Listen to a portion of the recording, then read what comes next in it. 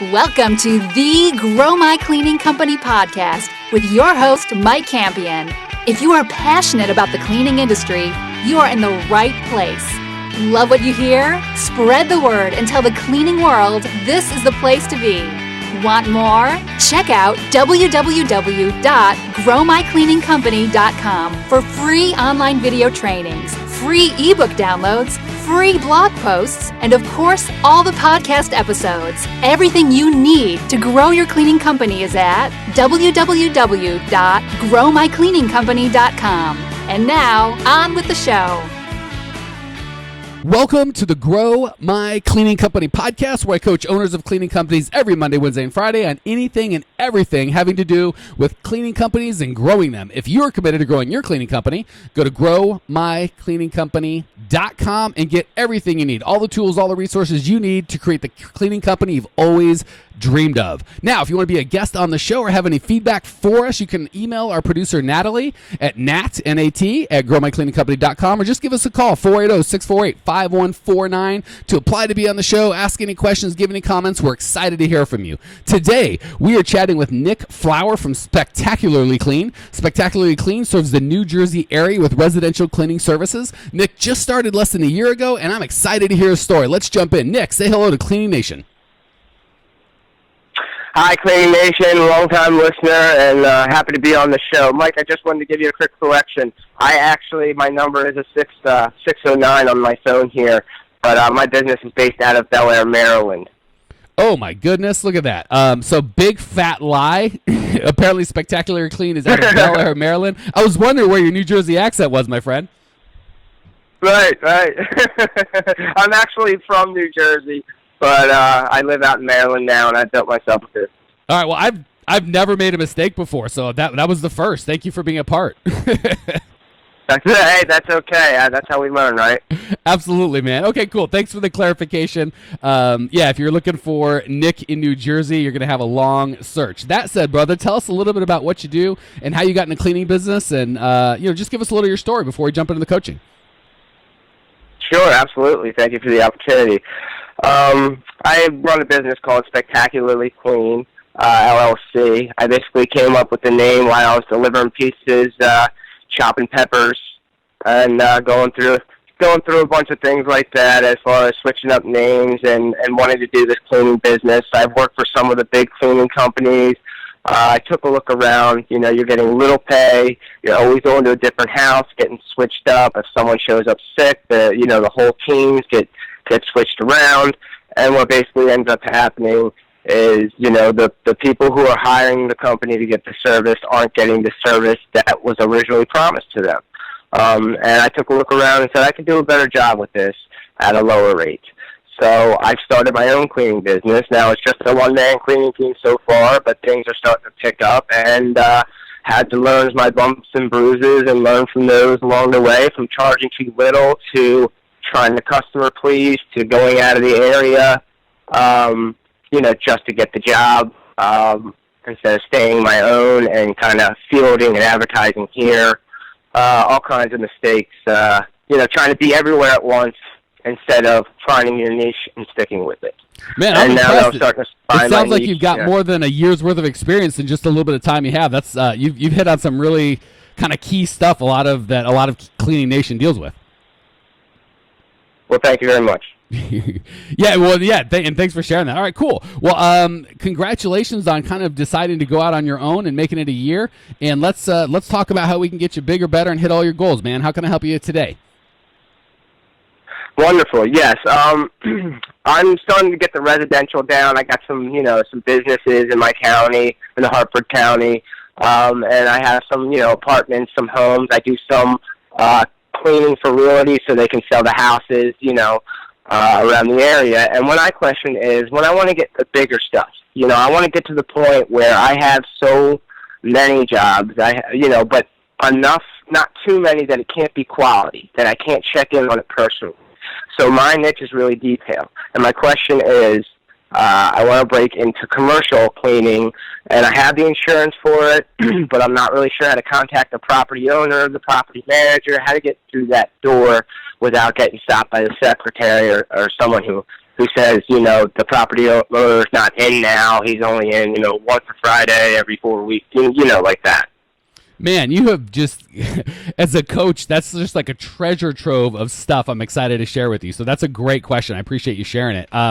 And I'm usually pretty, I don't want to say organized because that's just not true, but I usually have a pretty good track to run on. I've got like 7 ways I want to go with you. So I'm just going to start vomiting information, and hopefully you and Cleaning Nation can A, keep up, and B, get some value. So first of all, I don't want to say red flag. I'm going to say the one red flag I heard when you came in was, now, there's a couple, but the first one that I want to start with so I don't forget is, you said something that is so typical, and this is why I want to hit it, because not just you, but Cleaning Nation is going to get a lot of value. Even though you might hate me, I got to hit you with it.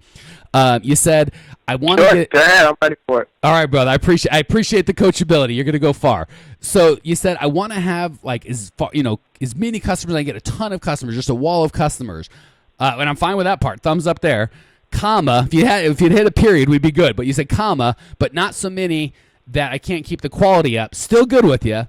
Comma, I want to be able to go and look at them personally myself. That's where we've got a problem. Because really, and that's the hire somebody, Yeah, that's not hire somebody to trust them. That's $20 an hour work. You need to be, if you're going to build a real company, you need to be doing $100 work, $1,000 an hour work, working on the business, not in it. So I'm not saying you never want to see customers, you never want to do job walks on your own clients. I'm just saying you don't want to build a business that depends on that to happen. So if you'd like to do that, that's fine. But if you've got a business setup where you're like, it has to be, like even the name Spectacularly Clean, you got to make sure that's really what your clients want. Most clients would rather have consistently clean or safely clean, or, and I'm not saying you change your name. I'm just saying a lot of newer guys get into the I'll clean better, but they haven't asked their customers, is a better clean what you want? Most of the time their customers really want a consistent clean, or people that they're comfortable with, that they like personally, or there's a lot of other things other than quote unquote the quality of clean. So right off the bat, and this is one of those things I appreciate you saying, I've learned this and I've learned that and I've learned that, and that's great, man. Smart people learn from their mistakes, and you've already got a kind of a lot of learning that you had to go through the hard way. So this is one, hopefully I can save you, instead of you figuring out and calling me back and be on the show a year from now going, crap, I learned it. I can save you all that time now. I would move away from the concept of they're paying me to be cleaner than the next guy, because clean is such a commodity. Anyone can offer that. Maybe you're better, maybe you're not, but your customers probably don't care. There certainly is a minimum standard, right? You have to do a good job. I'm not saying that. I'm just saying you have to be excellent based on how your customer judges you to be excellent, not on how you judge to be excellent. So that's the first shift I'd make. And I know that's a lot. Great point. Okay, cool. That's a great point, because sometimes we can be hard on ourselves, right? Yeah, and on the wrong things, right? Trying to make it perfect. Yeah, I'm not saying you don't have to be excellent. I'm just saying make sure that your measuring stick for excellent is the same as your customer. So, and oftentimes people think that's, the cleaner the better, when that's often not the case. So that said, that's the first piece. Second piece is the big encouragement. And again, I feel like these are not going to be popular, but my goal is to really help you and not make you love me. So the second piece would be to it's okay if you love me too. That's bonus. But first and foremost, I want to grow your company. So the second thing is I would not recommend, and I'm still going to answer your question. I know you're like, hey, he's not even answering my question. I'll get there, I promise. But I wouldn't recommend. That's okay. I jump around too. What's that? I jump around too. That's okay. Okay. Well, again, it all comes together. I just You're don't want excited. You're passionate. I don't want to give you the right answer to the wrong, tell you how to climb the ladder faster when I can see that the ladder's put up against the wrong wall, right? Let's put the ladder on the right wall first, then I'll teach you how to climb it faster. Okay. So the second thing I'm concerned about, is I don't like hey, I've got residential and I'm doing, homes for homeowners. I'm doing homes for realtors, and I want to do commercial. You're really small. You're a one-man show. Your time and money, when you get bigger, you can be a little sloppier, and, maybe every hour isn't spent perfectly and every dollar isn't spent perfectly. When it's just you don't have that luxury. Every minute of your time has got to be invested in something of high value. So if you're trying to do 4 different things, I don't even like my larger clients that are doing $1 million a year. I don't like them trying to do residential and commercial and construction clean. I'm like, let's just get one thing and have you crush it at that. So at the level you're at, just starting, there's no way on God's green earth you can figure out what commercial people want, what homeowners want, what realtors want, what doctors want, what property managers want. There's just no way. You're going to do a very adequate job at best at all of them. So I don't know that I would really work on transitioning from residential to commercial. I would spend time saying, what is my niche going to be? Who am I going to serve? And if it's commercial, let's go all in on commercial. Stop with the residential. Don't talk to realtors. Don't do any of that crap. I'm not saying fire the customers you have. I'm saying just cut off anything new and go commercial. So is that okay? Okay. Yeah, so first and foremost, you're like, hey, I've got 3 things going and I'm having a hard time growing. Help me do a 4th. And I'm going to be like, no. The help I can give you is to eliminate 2 of the 3 you're doing now. Is that fair? Yeah, I never looked at it like that. Yeah, that sounds pretty good. Okay, so now in the couple minutes we've got, let me answer your question. Well, actually, I'm sorry to cut you off, Mike, here. My question is, hair salons would be considered kind of a commercial piece of property, right? And I am insured for residential insurance. If you're saying go for residential, well, a question I would have be, I do some apartments in the area in Bel Air, and are those apartment complexes considered commercial property because they're on the... Well, I'm actually coaching you to be even more specific than that. So within residential, and I'm not saying only do residential. Please don't hear me saying that. I'm saying... Okay. Spend some time and strategically decide on what your niche specialty is going to be. So, and I'm telling you, residential is not a niche. That's a massive market. Commercial is not a niche. It's still too big. Hair salons would be my niche. Hair salons would be and I'm not saying do hair salon. Do whatever you want. It's fine. I'm just saying be a niche. Hair salons is a niche. Businesses is not a niche. Does that make sense? Yes. Okay. And I'm not to say that you can't ever have... Yes, it actually does. I'm not to say that you can't have multiple niches. I'm just saying you can't develop them more than one at a time, certainly at the size that you've got. So let's use hair salon. I'm not saying you should use hair salons, but I just want to use an example so I can walk you through what that would look like moving into that niche. Because I hear that's what you're saying is I want to move into a niche from residential to commercial. I'll teach you how to get into any niche. So let's just use hair salons as an example, okay? Okay. To make the business flow better, yes. All right, so within your and you can use the same kind of thought process for any niche, so that it'll be of value to Cleaning Nation and to you, whether any of you decide to do hair salons or not. That said, just take a guess. How many hair salons would you think are within your trading area that you'd be willing to travel to? And just total guess. 50. 50. Okay. So I like to think, I shouldn't say I like to think, data suggests that up to 10% is pretty easy to get into. Above that, it gets to be saturated. It's hard to go above that. Because it's such a small number, you can probably go above that. But if you're talking like 2,200 is where you're starting to be saturated, you can still get more than that. It just costs more and takes longer. If there's only 50, you should be able to do more than 10%. But let's just figure the 10% because that's usually the low-hanging fruit. So if there's 50... and you might, okay, so let's just do this real macro because this is a good question. So if you've got 50, here's what I do. I'd get all 50 of their names, and I would really walk through which are your, even within that, there's going to be your perfect niche, right? So you might say, well, I want to do hair salons. Well, do you want to do the hair salons where they only want you once a month? Or do you want to say, I only want hair salons where they want me 3 times a week or more? So kind of figure out, and maybe you want it to be at least, 5,000 square feet or whatever the case is. So you're going to get a list of within that 50, you might go, well, there's only 25 of them I really, really want. The others I take, but they're not my ideal customer.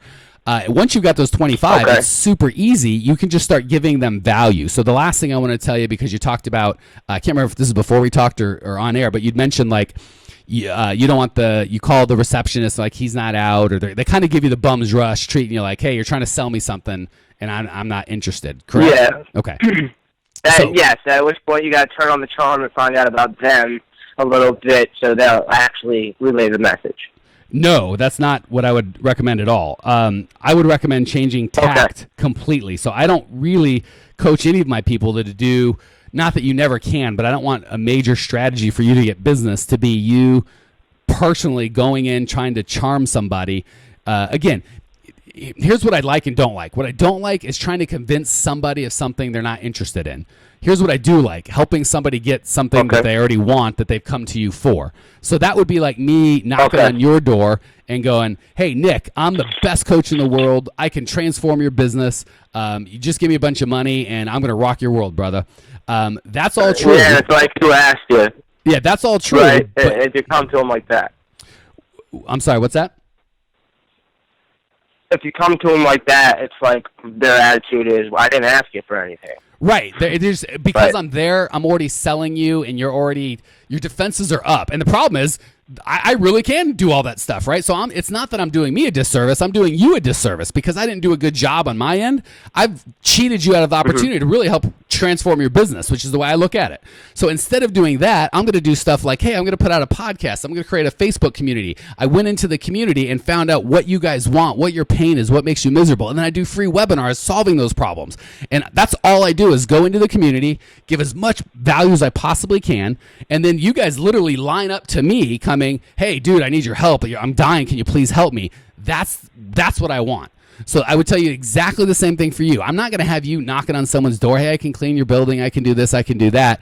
Pass, and pass. I'm going to have you put out a bunch of information and give value to that community. And that's why you need a community. That's why you need a niche. If you try to give value to businesses or homeowners, it's too big. You can't possibly, with your time and budget, give that much value to that big of a community, right? If I said, hey, I'm going to give value to the business owning community in the United States, that's like 100 million businesses or something. They're never going to know me, but there's only 40,000 cleaners. So if I can get in there and really give value, you guys all kind of know me, and I call, and we don't call you, but when you call me, everyone kind of, oh, you're the guy for the podcast. You're the guy from the, I subscribe to your YouTube channel. I'm in your Facebook group. I'm on your email list. I've been your, whatever the case may be. I heard you speak. So that's what I want you to do is start finding out. So the trick is you got to find your niche, right? If it's too big, you can't do it. So if it's hair salon people, you find out what's important to owners of hair salons, and it might be, it's probably not cleaning their business. It's probably making more money or less employee turnover or cash flow issues.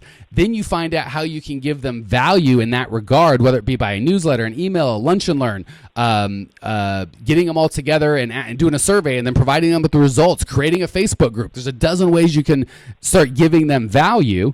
And once you start becoming a part of that community and they see Nick and Spectacularly Clean as a resource for good things, you'll never go to them and go, hey, can I bid your place? They're going to come to you and go, hey, Nick, I got your consumer's guide on, or, facilities management for owners of salons, and it was awesome. Can you please give me a bid? That's the vibe that you want to do. Okay, yeah, I remember you saying in a previous episode I've heard, I'm not sure exactly when, but you mentioned that exact same thing, is you're basically putting together like a little form. Why is it important for hair salons to have clean places or something, like the 5 top things that hair salon services, benefit from, in the cleaning service or something like that. And I was starting to think about it, and now you've made it a little more clear for me. Thank you. Well, yeah, no, I appreciate it. That's why I like doing this, because it's one thing to hear it on a podcast when I can't ask questions and really kind of get your vibe, and another thing when we can just talk about your situation specifically. So, cool. I appreciate that. Let's hopefully that was valuable to you and to Cleaning Nation. Let's move on to the lightning round. I'm going to give you the opportunity to give back. It sounds like you've already, in your short time in the business, got a ton of experience, so you've got some stuff to share. Let me ask you a couple questions. Number one, what is the best piece of advice you've ever received? The best piece of advice, know your own value. Love it. I've heard it before. I think I've heard it on the show, and it's worth repeating. Know your own value. Well said, Nick. Question 2, what's the biggest mistake you've ever made in the cleaning business that we can learn from? I have to piggyback off the last thing, not knowing my own value. When I first started, I did this 7-Eleven out of town. And it was way beyond what I should have been driving. I thought I was going to get it done. I did not know what I was doing. I didn't have experience. I thought I was going to get it done. I had cleaning 7-Elevens, experience in cleaning 7-Elevens. I thought 3 hours would be the time, and I was going to do it on my hands and knees. And you know what? I charged $90. I was there about 10 to 11 hours, and the guy still complained about the job. So that leaves you feeling a little defeated. Your ego deflated as well because you didn't charge as much. You let someone walk on you because you felt like you need the money or couldn't walk away from the job. You know how it goes. Yeah, Cleaning Nation, if you didn't grab that, that's huge. You'll go out. It's hard to go out of business charging too much for your service. It's possible, but hard. It is easy as a sneeze or blinking your eye to go out of business charging too little. So absolutely learn from Nick's mistakes. Don't make that yourself. And I've done that, and it sucks. Okay, last question. Thank you for sharing that, Nick. That was excellent. Last question. What's one idea that our listeners can put into practice today that's going to improve their life or their business? Know your market. No, just from what you said to me, this is what I've gathered so far. And after we hang up, I'm sure I'll process more. But know your market. Know who you're going to. Know who you're talking to. Be confident in yourself. What you want, the task you want to perform, and making it clear to that person that you're coming to that you're there to help, not tell them what you're going to do for them. Man, you're gonna take my job pretty quick, man. Well said. I love it. All right, Nick, thank you for joining us. Your story is awesome. Your passion is contagious. I appreciate you. I know Cleaning Nation appreciates you. Cleaning Nation, when you want to check out Nick's show notes page and kind of get the recap and get all the other tools you need to grow your cleaning company, it's growmycleaningcompany.com. Leave your questions, your comments, your rude remarks. I will see you there. Congratulations! You are now 16% smarter. Still can't get enough cleaning goodness? Go to www.growmycleaningcompany.com for more of the good stuff. Ever want to be rich and famous? Owners of cleaning companies as well as industry experts can apply to be featured on the show by emailing our producer Natalie at support@growmycleaningcompany.com. Until then, don't miss out on all the latest cleaning industry lovin' at www.growmycleaningcompany.com. Check it out now.